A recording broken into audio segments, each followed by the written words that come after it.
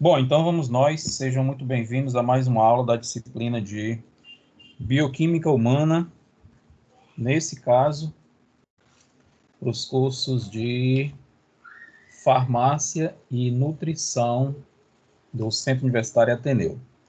Apesar de ser para esses dois cursos, mas a Bioquímica Humana é uma só e é ministrada em todos os cursos de graduação. Vamos lá.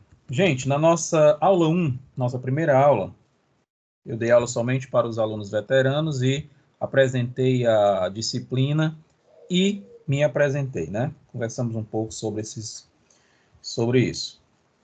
Na aula 2, com a chegada dos alunos novatos, eu apresentei o plano de aula dessa disciplina, o plano de ensino, o conteúdo programático, ou seja, todos os tópicos, conteúdos que nós iremos estudar aqui na Bioquímica Humana.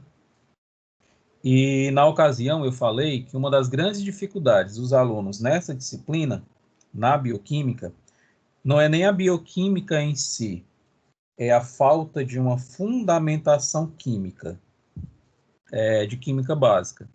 Química essa que vocês deveriam ter aprendido lá no ensino médio. E por N razões, às vezes, a maioria das vezes, os alunos chegam no nível superior sem tanta bagagem de química básica. Por N razões, repito.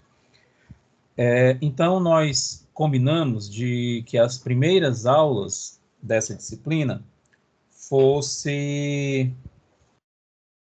uma espécie de revisão de química básica. E é isso que nós vamos fazer, tanto na aula de hoje, quanto bom dia, como na aula da próxima semana. A aula de hoje, aula 3, se intitula Composição Química da Matéria Viva. Então, como combinamos? A aula de hoje vai ser uma revisão de Química Geral. A próxima aula vai ser uma revisão de Química Orgânica. Então, o meu objetivo com isso é prepará-los, nivelá-los, para que nas próximas aulas, aulas 5, 6 e por aí vai, a gente entrar com os dois pés na bioquímica pura e aplicada. Então, aproveitem bem essas duas aulas. São aulas de revisão, são aulas que pretendem melhorar, facilitar o entendimento da bioquímica. E desde já, eu peço perdão, porque eu vou precisar ser muito detalhista, vou precisar começar muito do começo.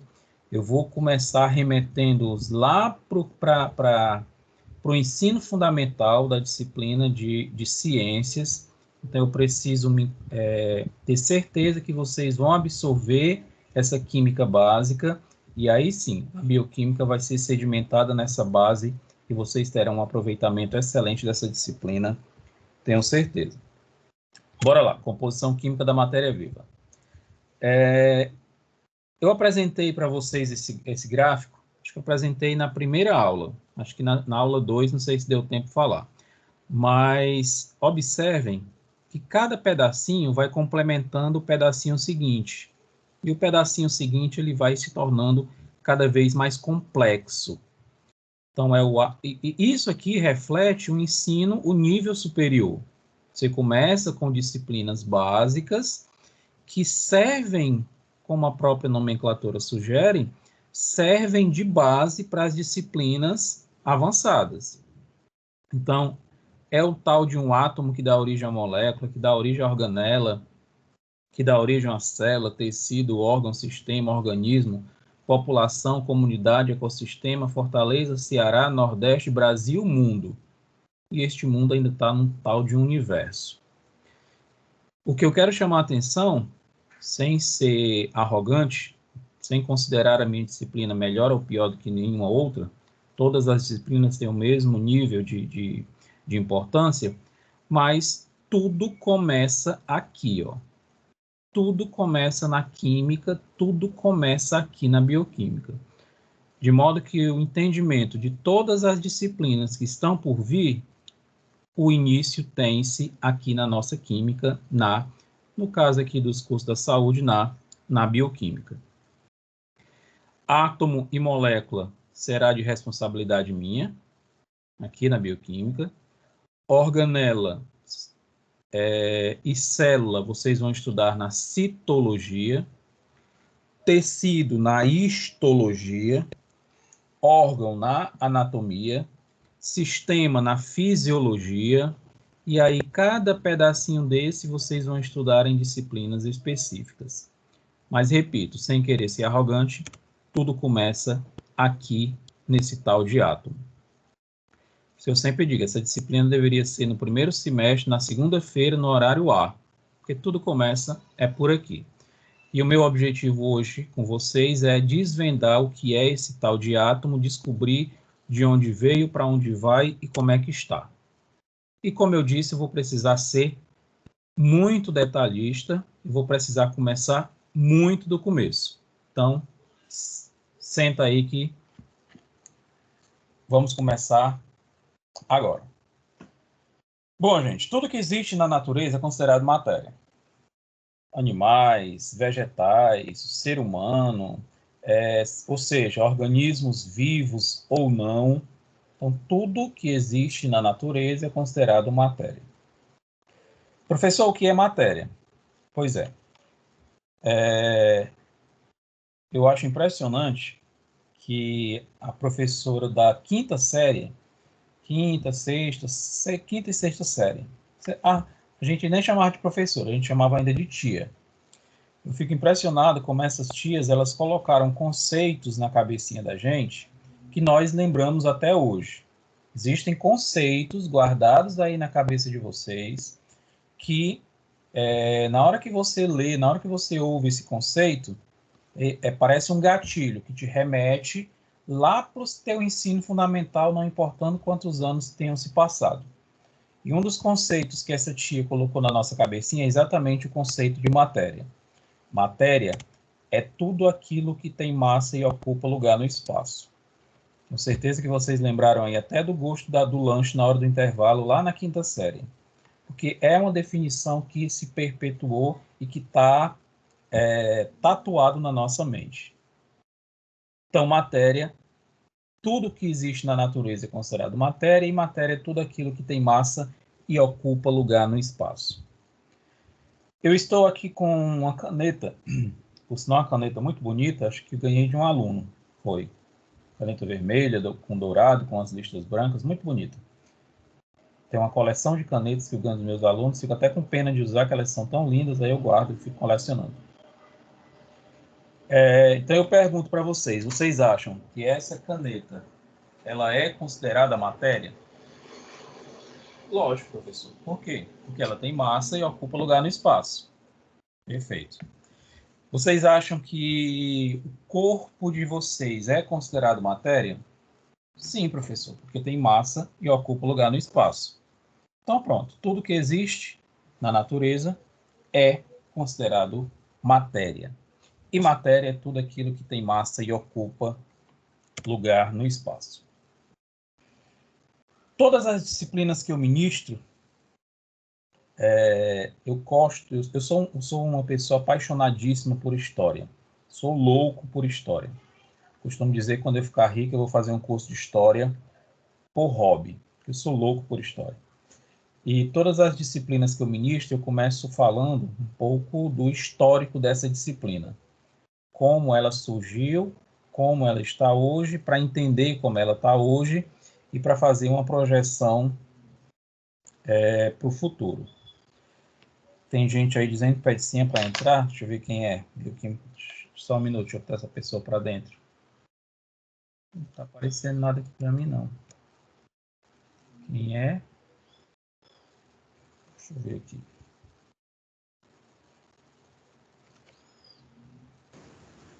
Manda matrícula.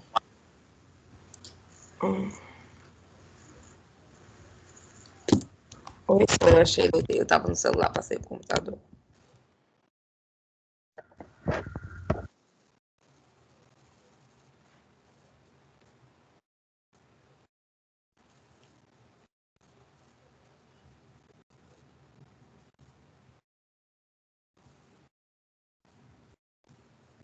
Bom, bora. Quem não conseguir entrar, manda a matrícula por aqui, avisei no grupo. Então, adiante, como eu estava dizendo, sou apaixonado por história e toda disciplina que eu ministro, a primeira aula eu falo um pouco do histórico dela, para saber como ela surgiu, como ela está hoje e fazer uma projeção para um futuro próximo. Então, senta que lá vem história. Por volta de 6.000 anos antes de Cristo, esse homem primitivo, mais próximo que ele conseguiu chegar de ciência é que ele já dominava o fogo, e isso já era fantástico, né? Ele utilizava o fogo para se aquecer e para se defender de animais, de predadores, para afastar predadores. E ele utilizava pigmentos de cascas de árvores e de plantas para se pintar e para fazer esses desenhos nas paredes das cavernas, que era uma forma de comunicação. Até hoje se encontram... Espera aí que a menina mandou aqui a matrícula. Deixa eu botar para dentro.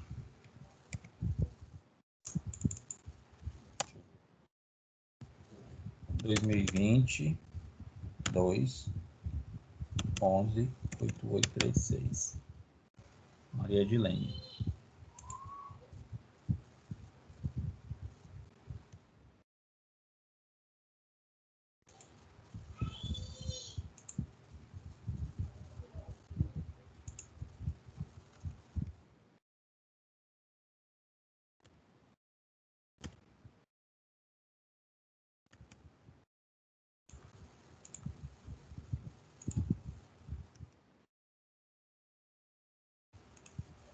Bom, então, por volta de 6.000 a.C., eu vou ter que editar esse vídeo, porque eu gosto de salvar, e aí fica essas pausas. Então, por volta de 6.000 anos antes de Cristo, o homem já dominava o fogo, mais próximo que ele chegou de ciência, que ele dominava o fogo, e utilizava-se de pigmentos de cascas de árvores e de plantas para fazer esses desenhos e se pintar. Reparem que nessa época, esse homem ele não tinha a menor preocupação com a constituição da matéria. Para ele, não importava do que a matéria era constituída, do que essa lenha era constituído, do que o corpo dele era constituído. Ele não tinha essa preocupação, ele não tinha esse conhecimento. E certamente era muito, muito feliz com isso. Parafraseando... Consegui entrar agora, obrigada. Seja bem-vinda. Então, parafraseando aí o avô do Peter Parker, né, do Homem-Aranha, grandes poderes traz grandes responsabilidades e grandes dores de cabeça também. Então, hoje em dia, conhecimento é poder, só que esse poder traz também muita responsabilidade, esse conhecimento traz muita responsabilidade e muita dor de cabeça. Então, certamente, esse homem primitivo, sem esse conhecimento todo, não tinha tanta responsabilidade. Bom, por volta do século V a.C., lá na Grécia Antiga, o berço das civilizações, um filósofo grego chamado de Empedocles, ele começou a imaginar do que a matéria era constituída. Veja bem, eu vou tentar mostrar para vocês aqui o curso da história para entendermos do que o nosso corpo é feito, do que essa caneta que você está segurando é constituída, do que a matéria era constituída. Então, no século V a.C., na Grécia Antiga, um filósofo chamado de Empedocles, do ponto de vista filosófico, que é a filosofia, é a arte de pensar, de imaginar. Então, o Empedocles, do ponto de vista filosófico, imaginou que a matéria era constituída pela união desses 4 elementos: fogo, água, ar e terra. Era um filósofo muito famoso, muito conhecido, então, na hora que ele formulou essa ideia de que tudo era a união desses 4 elementos, geral seguiu esse cara. Começaram a acreditar nessa ideia e assim essa ideia foi propagada lá na época deles. Por volta de 400 anos antes de Cristo, 2 filósofos, também gregos, Leucipo e Demócrito, ainda do ponto de vista filosófico, Quando eu falo do ponto de vista filosófico, é que isso partiu somente de ideias, de pensamentos desses caras. Então, Leucipo e Demócrito entraram lá na comunidade filosófica lá deles, dizendo que não acreditavam na ideia dos 4 elementos, que a matéria era constituída por partículas indivisíveis. Então, de novo, século V, Empedócles disse que a matéria era constituída por fogo, água, ar e terra. 400 anos antes de Cristo, Leucipo e Demócrito disseram não, a matéria não é constituída por fogo, água, ar e terra. A matéria é constituída por partículas indivisíveis. Professor, o que são partículas indivisíveis? Ó, eu estou aqui com a caneta na mão, estou admirado com a beleza dessa caneta, é muito bonito. Já postava uma foto dela no meu Insta. Eu estou aqui com a caneta na mão e imagine que eu vou cortar ela ao meio, para explicar para vocês o que é uma partícula indivisível. Eu vou cortar essa caneta ao meio. Eu vou pegar uma das metades, cortar ao meio. Eu vou pegar uma das metades, cortar ao meio. Eu vou pegar uma das metades, cortar ao meio. Vocês concordam que se eu continuar fazendo isso, vai chegar um ponto em que a matéria, que o pedaço vai ficar tão pequeno que não dá para dividir? Partículas indivisíveis. Então essa foi a ideia original de Leucipo e Demócrito. Só que lá na academia filosófica, quando eles entraram para divulgar essa ideia ela não foi aceita. A galera queria se iludir, era com a história dos 4 elementos.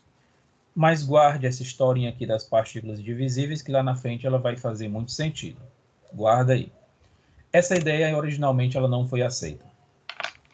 50 anos depois, 350 anos antes de Cristo, um dos filósofos gregos mais conhecidos, o famoso Aristóteles, esse cara deu grandes contribuições na matemática, inclusive, ele acreditava tanto na história dos 4 elementos, ele acreditava tanto que essa caneta que eu estou segurando é a união desses 4 elementos, fogo, água, ar e terra, que ele resolveu aprimorar a ideia dos 4 elementos. O que é que ele fez? Ele atribuiu 2 qualidades a cada um dos elementos. Ele disse que o fogo era quente e seco, que a terra era seca e fria, que a água era úmida e fria e que o ar é quente e úmido. Então ele acreditava que a matéria era a união desses 4 elementos, acreditava tanto que aprimorou a ideia, atribuindo 2 qualidades a cada elemento. Só que ele foi além. Gente, ainda do ponto de vista filosófico, ainda no campo da imaginação. Então ele imaginou isso e imaginou o seguinte, que já que cada elemento tem 2 qualidades, se eu manipular uma dessas qualidades, é possível que um elemento se transforme em outro. Olha a ideia do cara. Certamente nessa época a erva que eles fumavam era muito pura, viu? Então olha o que é que ele imaginou. Que o fogo é quente e seco. Que a terra era seca e fria. Portanto, se eu esfriar o fogo, ele se transforma em terra. Olha a ideia do cara. Isso do ponto de vista filosófico.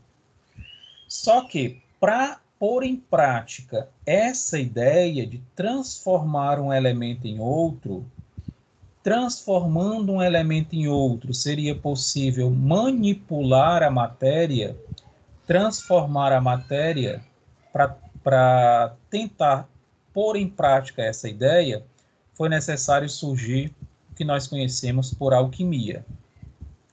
Que lembra que eu já falei aqui umas 3 vezes. Tudo isso aqui foi do ponto de vista filosófico. Foi no campo da imaginação. Na hora que Aristóteles disse que dava para manipular a matéria, foi necessário surgir uma ciência, um ramo, que se propusesse a fazer isso experimentalmente. Porque até aqui estamos falando somente de imaginação, de ideia. para experimentar cientificamente o que os filósofos imaginavam, surgiu a alquimia. A alquimia surgiu lá por volta do século I e XV depois de Cristo. Os primeiros alquimistas, lógico, eram filósofos e eles surgiram com a necessidade de explicar experimentalmente, esfriar, aquecer, quebrar, experimentar cientificamente aquilo que os filósofos imaginaram, com a missão de explicar a constituição da matéria. O problema, gente, é que os alquimistas daquela época, eles se tornaram ambiciosos. Quando eles perceberam que dava para manipular a matéria, eles abandonaram tudo aquilo que eles buscavam inicialmente e começaram a lutar para encontrar o elixir da longa vida e a pedra filosofal, que aqui nada tem a ver com Harry Potter. Pelo menos eu acho que não. Nunca tive paciência de assistir o filme todo para buscar alguma similaridade. Mas o elixir da longa vida é uma substância, como a própria nomenclatura aí sugere, né? Que você toma e tem uma vida alongada. A pedra filosofal seria uma substância que transformaria qualquer metal comum em ouro. Ou seja, os alquimistas daquela época começaram a ter as mesmas ambições que nós temos até hoje. Ter saúde, ter dinheiro. Ou não. É a ambição que nós temos até hoje, ter saúde e ter condições financeiras, ter dinheiro. Então, pergunto. Eu estou achando um saco dar essa aula de forma remota, porque em sala de aula eu faço essa pergunta para vocês e eu olho para o rostinho de vocês de curiosidade, de preocupação e até de vontade de saber a resposta. Eu pergunto, qual é hoje, vocês acham que esses dois objetivos eles foram atingidos?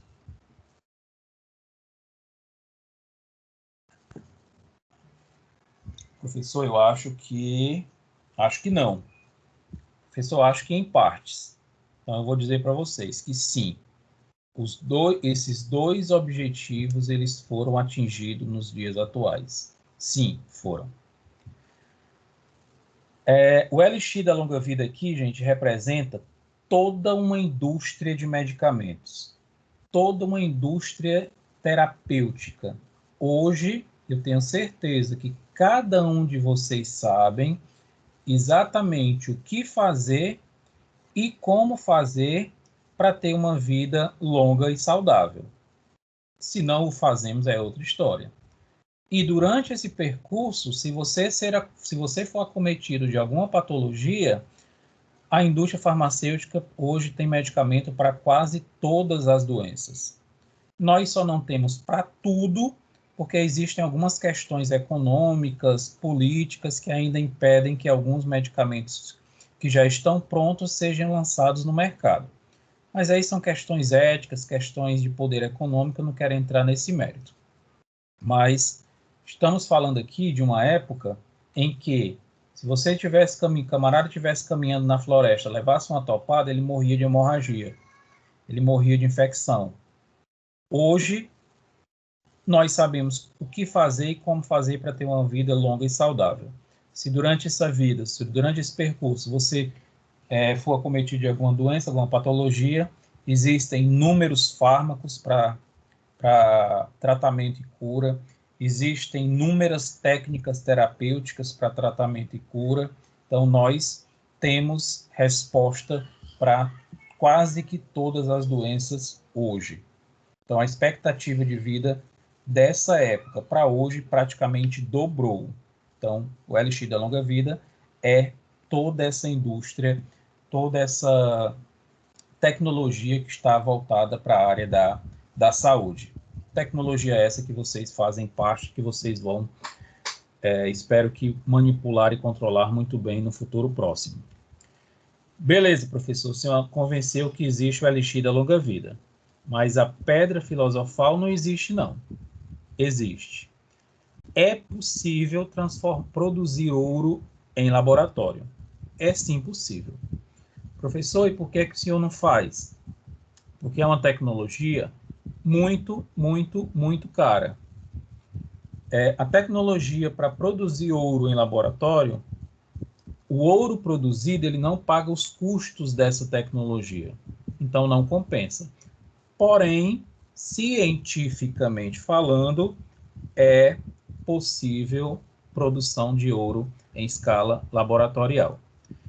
E não faz muito sentido a gente baratear uma tecnologia para começar a produzir ouro em larga escala, porque o ouro ele é nobre porque ele é raro.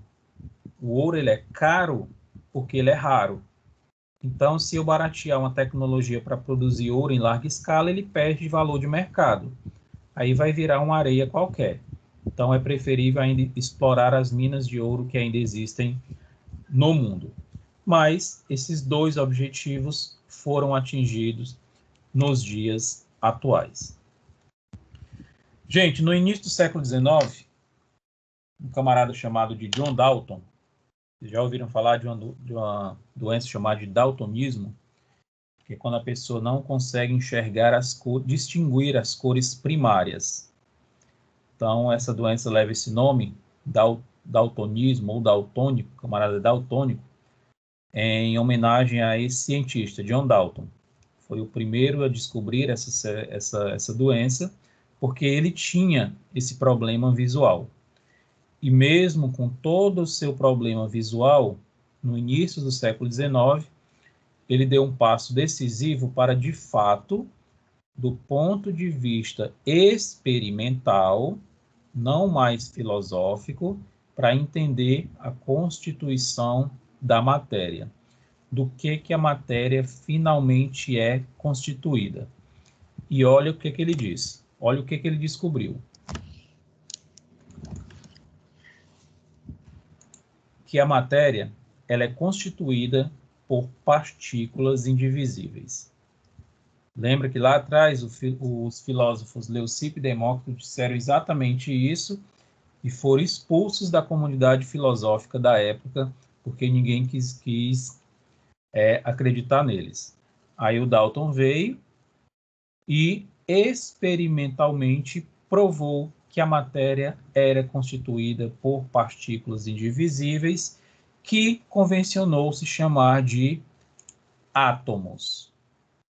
Então, ao pé da letra, essa palavra átomo significa não divisível, ou seja, não dá para dividir. Então, a palavra tomo é divisível e o A é uma negação. Então, não divisível.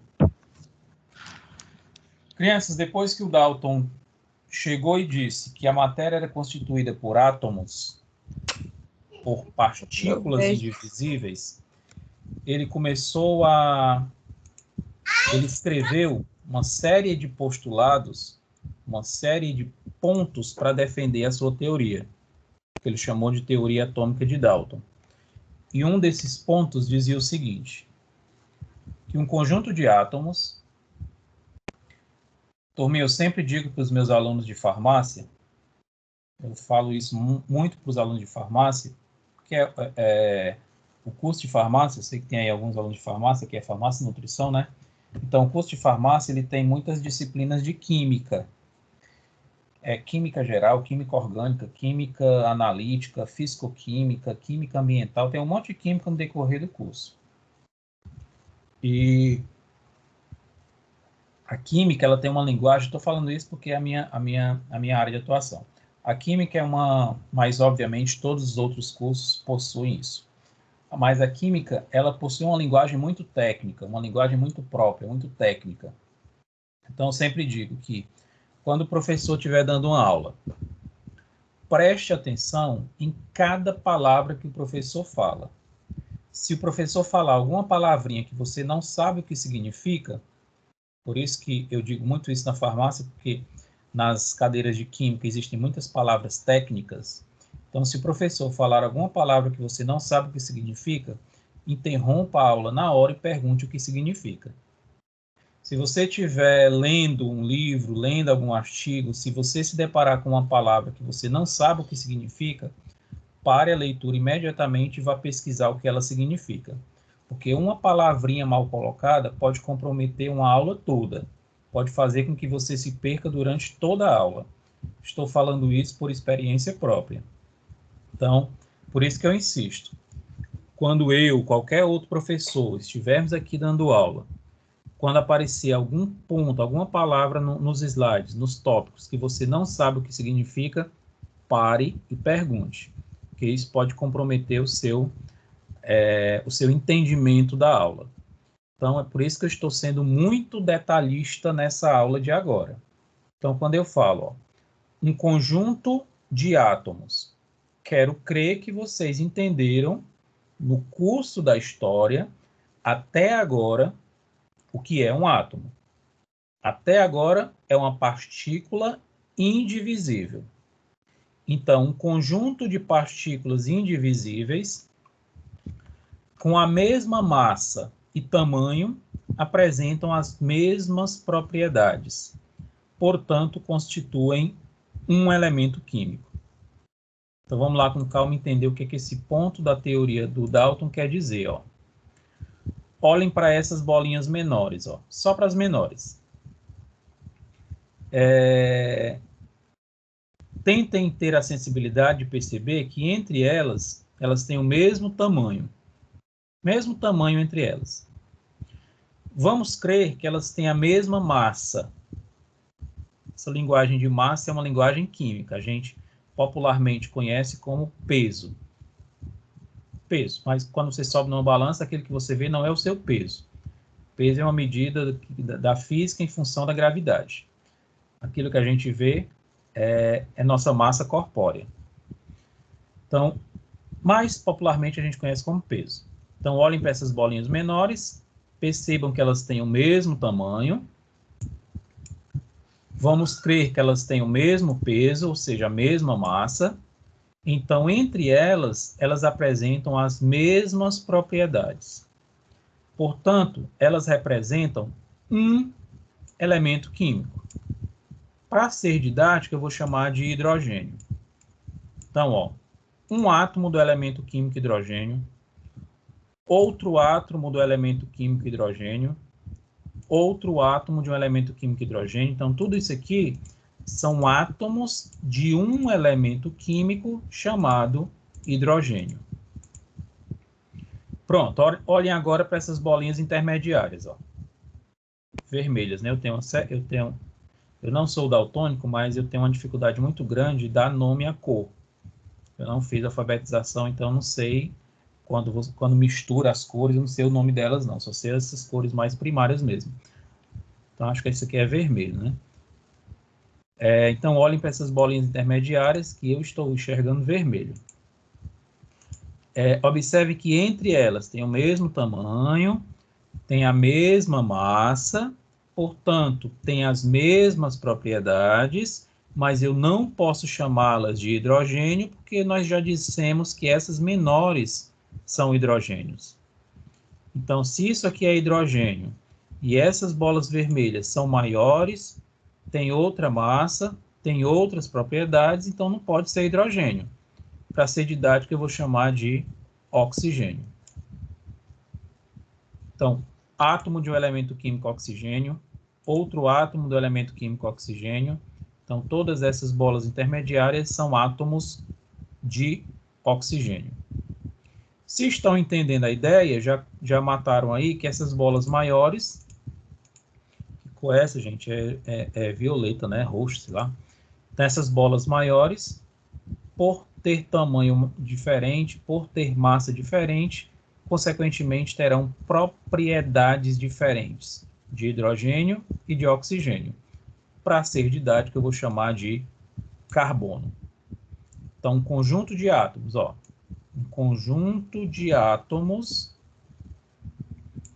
tem a mesma massa, o mesmo tamanho, portanto, as mesmas propriedades, então representa um elemento químico, nesse caso, hidrogênio. Um conjunto de outros átomos, mesmo tamanho, mesma massa, mesmas propriedades, um outro elemento químico. Esse é um dos pontos importantes da teoria atômica de Dalton. E a combinação desses átomos, a ligação desses elementos químicos é que dá origem a toda a matéria existente. Essa caneta que está na mão de vocês, esse celular que vocês estão assistindo aula, o próprio corpo de vocês é a combinação de milhares de elementos químicos diferentes. Aqui na química, nós usamos esses modelos, ó. Aqui é o modelo da substância água, onde eu tenho 2 átomos de hidrogênio, representado aqui pelas bolinhas brancas, e um átomo de oxigênio. Então, nós temos aqui 3 átomos e 2 elementos químicos. Os meninos aí da farmácia me aguardem na disciplina de Química Geral, que a gente vai detalhar isso aqui muito bem. Aqui eu tenho o gás oxigênio, ó. Um átomo de oxigênio ligado a outro átomo de oxigênio, o gás oxigênio. Então, eu tenho aqui 2 átomos de um elemento químico, que é o oxigênio. Então, quero que vocês entendam essa diferença, átomo e elemento químico. Aqui eu tenho o gás carbônico, ó, CO2. Essa bolinha preta representa o carbono, as bolinhas vermelhas representam o oxigênio. Esses são os 2 gases utilizados no nosso processo respiratório. Vocês vão ver na anatomia que o sistema respiratório ele constitui-se de 2 fases, 2 etapas. Na primeira etapa, você inspira o oxigênio. Esse oxigênio passa por todo um aparelho respiratório, faringe, laringe, brônquio, bronquíolos, até chegar nos alvéolos pulmonares. Quando o oxigênio chega nos alvéolos pulmonares, ele se liga a uma proteína chamada de hemoglobina. Aí a hemoglobina vai pela corrente sanguínea para entregar esse oxigênio aos tecidos. Quando a hemoglobina chega no tecido, entrega o oxigênio para as células, recebe o gás carbônico que a célula produziu durante o processo de produção de energia, e aí volta para os alvéolos e a segunda etapa do processo respiratório ocorre, que é a expiração. Então, você inspira o oxigênio e expira o gás carbônico. Aí do lado eu tenho um modelo que representa uma substância na qual sou um apaixonadíssimo por ela, o ácido sulfúrico. É o ácido mais utilizado pelas indústrias, química, farmacêutica, alimentícia. Todos os processos industriais utilizam esse ácido. Ele é belíssimo, gente. Se você colocar uma gota dele na sua mão, ela atravessa rapidinho do outro lado. Fica só o buraquinho redondo. É um ácido com poder corrosível incrível. O que é que eu tenho aqui, ó? Eu tenho 2 átomos de hidrogênio, ó. 2 átomos do elemento químico hidrogênio, 4 átomos do elemento químico oxigênio e um átomo de um elemento químico chamado de enxofre. Então, no total, eu tenho 7 átomos e 3 elementos químicos diferentes. Então, pronto, é só para dizer que a matéria é constituída por átomos. A matéria é constituída pela união, pela combinação desses átomos. E, até agora, no curso da história, o até agora que eu falo é até esse momento da aula. Eu disse para vocês que o átomo é uma partícula indivisível. Vamos para o próximo ponto da teoria do Dalton. Ele disse que numa reação química, vou parar aqui, numa reação química, vocês precisam lembrar o que é uma reação química.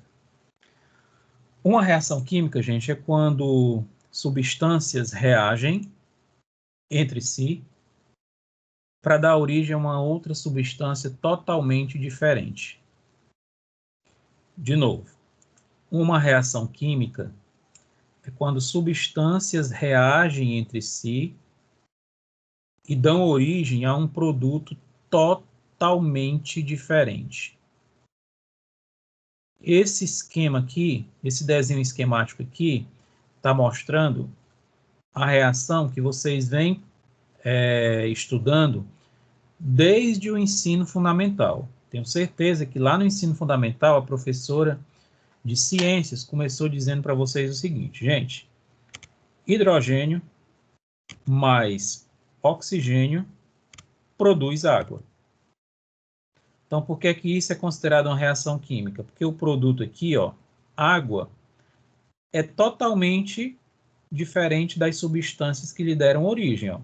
Aqui é hidrogênio, aqui é oxigênio, e a reação entre esses dois dá origem a uma molécula de água. Então, no ensino fundamental, a professora apresentou para vocês essa reação. No ensino médio, o professor, sem ter o que fazer, balanceou a equação, colocou uns números aqui na frente, chamou isso de balanceamento de reação, num conteúdo lá que vocês estudaram chamado de cálculo estequiométrico. Ou seja, desde o ensino fundamental que essa reação vem acompanhando vocês. Então, isso é uma reação química. Repito, quando o produto é diferente dos reagentes que lhe deram origem. Então, voltando aqui, ó. Numa reação química, os átomos não são criados nem destruídos. São simplesmente rearranjados, originando novas substâncias.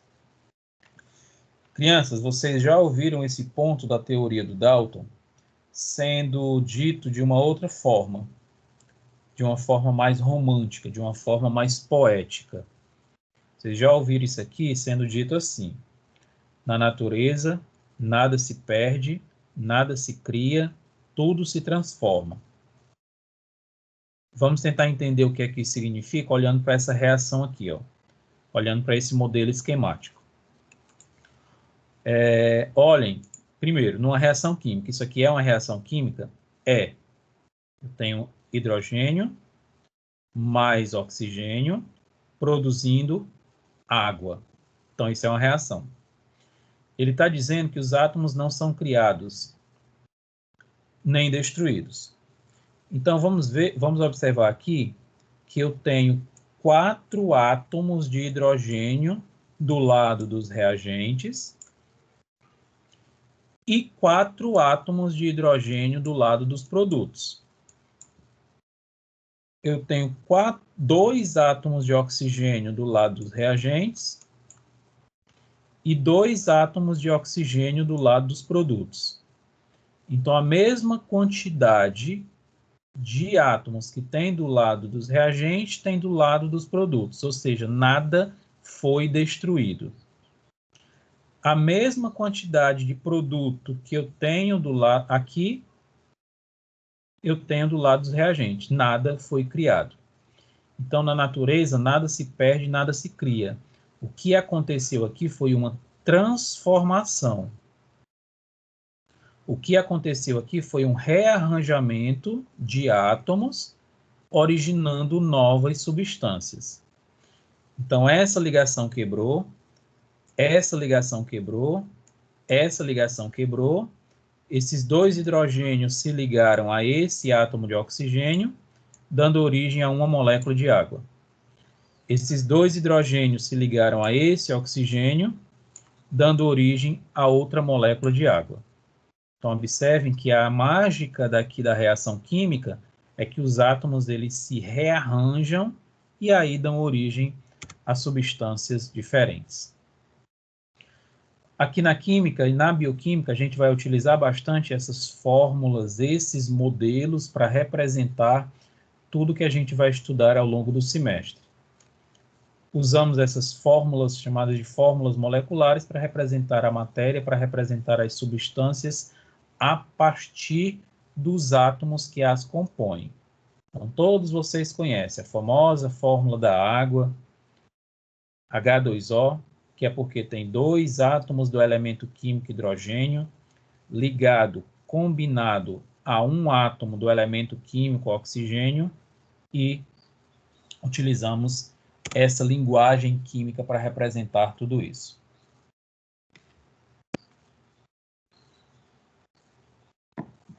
Essas substâncias podem ser classificadas em simples e composta. A substância simples é aquela que é constituída por um único elemento químico, independente da quantidade de átomos. Não pisquem aí que o conteúdo está avançando. Então, já expliquei o que é átomo, já expliquei como é que do que a matéria é constituída, do que é uma reação química. Agora vamos para a classificação da matéria, da classificação das substâncias. Simples é quando ela é constituída por apenas um elemento químico, independente da quantidade de átomos. Por exemplo, o gás oxigênio, O2. Eu tenho 2 átomos de um elemento químico, que é o oxigênio. Então, é substância simples. O mineral fósforo está presente lá na molécula de ATP, que a gente vai estudar na aula de respiração celular, P4. Eu tenho 4 átomos de um elemento químico chamado fósforo. Então, é uma substância simples. Substância composta é aquela constituída por a partir de 2 elementos químicos diferentes. Então, no caso da água, ó, a água ela tem 2 átomos do hidrogênio, elemento químico hidrogênio, e um átomo do elemento químico oxigênio. Então, no total, eu tenho 3 átomos e 2 elementos químicos diferentes. Então, como eu tenho 2 elementos diferentes, substância composta. O ácido cianídrico ou gás cianídrico tem hidrogênio, tem carbono, tem nitrogênio. Tem 3 elementos químicos diferentes, então, substância composta.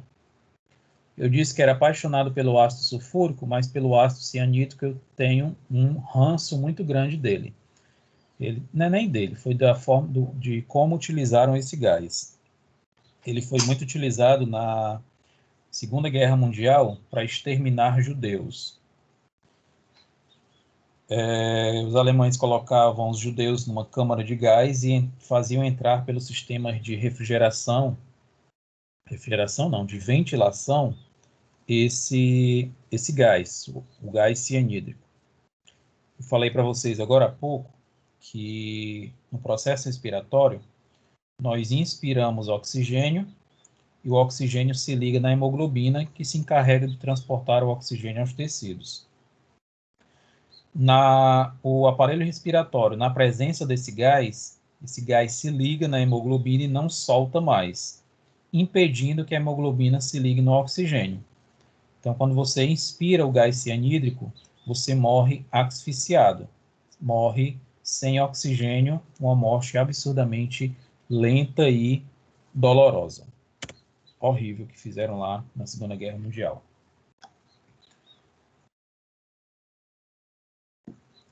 Bom, até o momento eu falei para vocês que o átomo é uma partícula indivisível.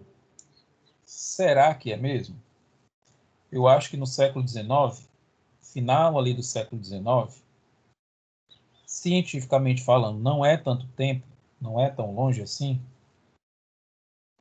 mas eu acho que nessa época as pessoas não tinham muito o que fazer, os cientistas não tinham muito o que fazer e começaram a especular e tentar descobrir se dava para dividir o átomo. E no final do século XIX eles descobriram que o átomo ele é divisível. Dá sim para dividir o átomo em partículas subatômicas.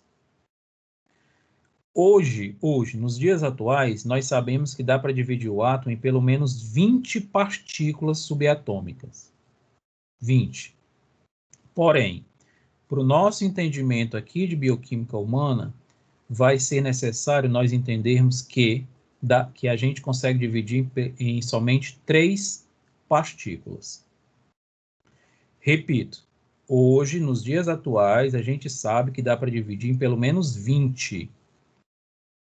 Se você terminar o curso de farmácia ou nutrição e for querer fazer um curso de um doutorado em física nuclear, química quântica, aí vocês, se eu for professor de vocês, a gente vai estudar isso, cada pedacinho, cada partícula subatômica, que são aproximadamente 20.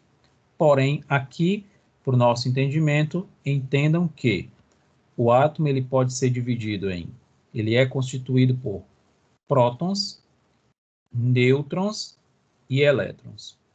Tenho certeza que vocês estão lembrando lá do ensino médio de vocês. Prótons, nêutrons e elétrons. Então, essas características que eu vou dar aqui agora para esse átomo se aplica a todos os átomos existentes. Hoje, nós temos 118 elementos químicos diferentes. Hidrogênio, carbono, flúor, enxofre, fósforo, alumínio, ouro, criptônio, 118.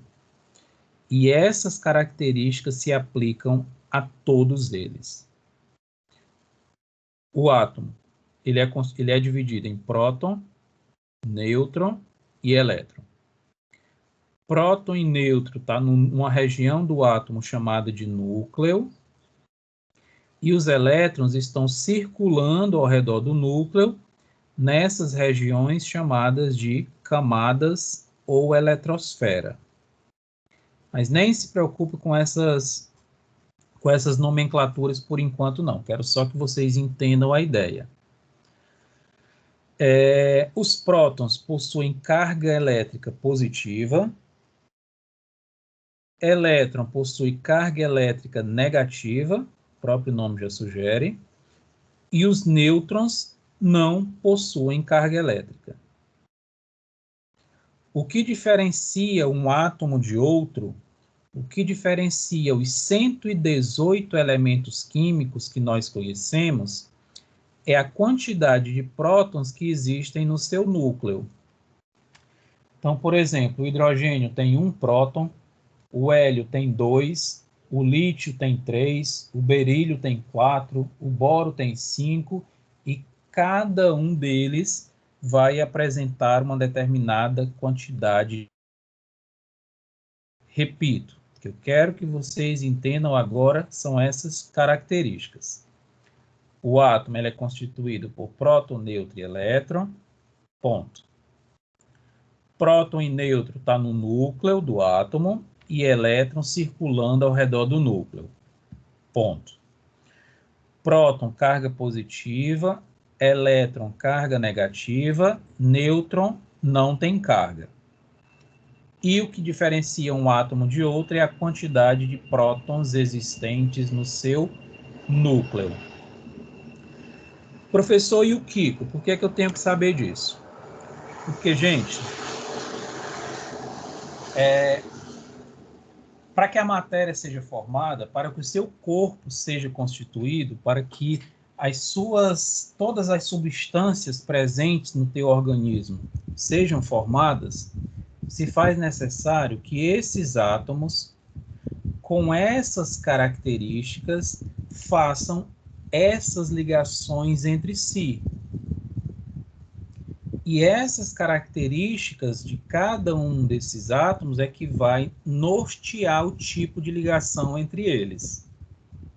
Essas são as 5 formas de se ligar que os átomos têm: iônica, covalente, metálica, ponte de hidrogênio e van der Waals. Para os alunos de farmácia, química geral, lá na química geral a gente caracteriza cada uma dessas ligações. O que é que caracteriza cada uma delas? Aqui só vai ser importante a gente entender que iônica, covalente e metálica são ligações fortes, ou seja, difíceis de serem quebradas. Ponte de hidrogênio e van der Waals são interações frágeis, facilmente desfeitas. E a natureza é sábia. Quando ela precisa de situações resistentes, ela faz com uma dessas 3 ligações. Quando ela precisa de situações frágeis, e a gente vai ver esses 2 exemplos de situações fortes e frágeis, mas quando ela precisa de situações frágeis, ela faz com ponte de hidrogênio ou Van der Waals. Então, teremos exemplos dessas reações ao longo do semestre. Meus jovens, para finalizar a brincadeira de hoje, são 9 e tanto. Nós temos 92 elementos da natureza. Espera aí, professor, o senhor falou agora há pouco que são 118, agora está falando em 92. Gente, são 118 elementos químicos no total. Desses 118, 92 são elementos naturais. Elementos naturalmente encontrados na natureza. Os outros 26, 92 com 18, 92, 118 menos 92 é 26. Os outros 26 elementos são elementos artificiais, criados sinteticamente pelo homem. Mas nós encontramos 92 elementos naturais. Desses 92 elementos, 22 são componentes dos seres vivos. Nós temos 22 elementos no nosso organismo e, curiosamente, desses 22 elementos, somente 4 deles representam 95% da massa total do seu corpo. São eles: carbono, hidrogênio, oxigênio e nitrogênio. Gente, é incrível pensar que somente 4 elementos constituem 95% da massa total do seu corpo. Dentre eles, o carbono é o elemento principal. Por isso que na próxima aula nossa revisão vai ser de química orgânica, que é a parte da química que estuda as substâncias que apresentam o elemento carbono. Bom, já foi visto tudo que deveríamos saber sobre átomo. Rapidinho aqui, que a aula está terminando, vamos ver o que é essa tal de molécula. Molécula, crianças, é quando nós unimos 2 ou mais átomos através de uma daquelas 5 ligações. Se essa molécula tiver alguma relação com a vida animal, vegetal ou humana, nós chamamos de biomoléculas. Então, ao pé da letra, são moléculas da vida. Moléculas responsáveis pela vida. O objeto de estudo da bioquímica é estudar essas biomoléculas. Proteína, carboidrato, lipídio, vitamina, hormônio, DNA e RNA, que são as consideradas biomoléculas orgânicas. Ou seja, aquelas biomoléculas que apresentam o elemento principal, que é o carbono. Essas biomoléculas são constituídas principalmente por carbono, hidrogênio, oxigênio e nitrogênio. O chon aqui forma a palavra chon. E existem propriedades no carbono que permitem que ele forme uma grande variedade de biomoléculas. Então, proteína, carboidrato, todas essas biomoléculas que eu venho falando para vocês sempre são constituídas a partir de cadeias carbônicas, que é o que a gente vai estudar na nossa próxima aula. Por que isso é importante entender? Porque o nosso interesse aqui é que vocês entendam a química do corpo humano, como essa química se desenvolve, quais são as condições e quais são os mecanismos de ação de fármaco, qual é o mecanismo das doenças. E entender essas biomoléculas, entender os elementos que constituem essas biomoléculas, vai fazer vocês entender todo esse processo, todo esse objetivo da bioquímica humana. Essas biomoléculas podem ser orgânicas, quando tem carbono na estrutura, ou inorgânicas, quando não possui carbono na estrutura. O objeto de estudo da bioquímica humana é as biomoléculas orgânicas. Lipídio, proteína, carboidrato, vitamina, hormônio, DNA, RNA, todas as biomoléculas do nosso organismo que tem carbono na estrutura. E daqui para frente, espero não falar mais grego. Ó. O que é uma biomolécula orgânica? Molécula responsável pela vida que tem carbono na estrutura. O que é uma biomolécula inorgânica? Molécula responsável pela vida que não tem carbono na estrutura. Exemplos de biomoléculas inorgânicas. A água. 70 a 75% do nosso corpo é constituído por água. A fórmula da água é H2O, ou seja, não tem carbono, portanto, biomolécula inorgânica. Os sais minerais, o cálcio presente nos ossos, o fósforo presente no ATP, o potássio, que representa alguns aspectos metabólicos do nosso corpo, o ferro, que está presente na estrutura da hemoglobina, que transporta gases na corrente sanguínea, todos, como não tem carbono na estrutura, são biomoléculas inorgânicas. O ácido clorídrico, popularmente conhecido como ácido muriático, é o HCl.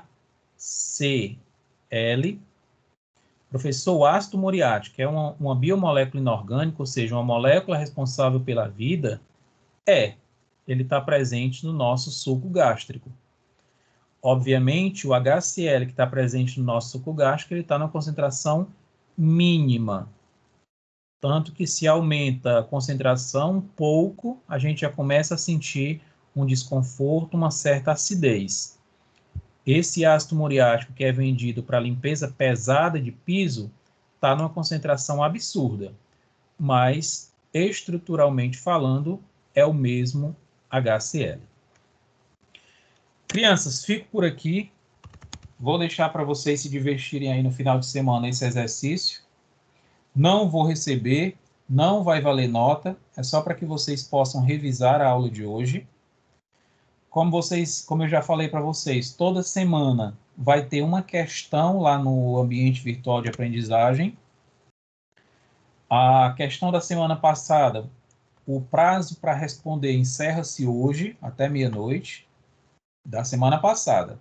E dessa semana, a questão já está lá para vocês responderem até a próxima semana.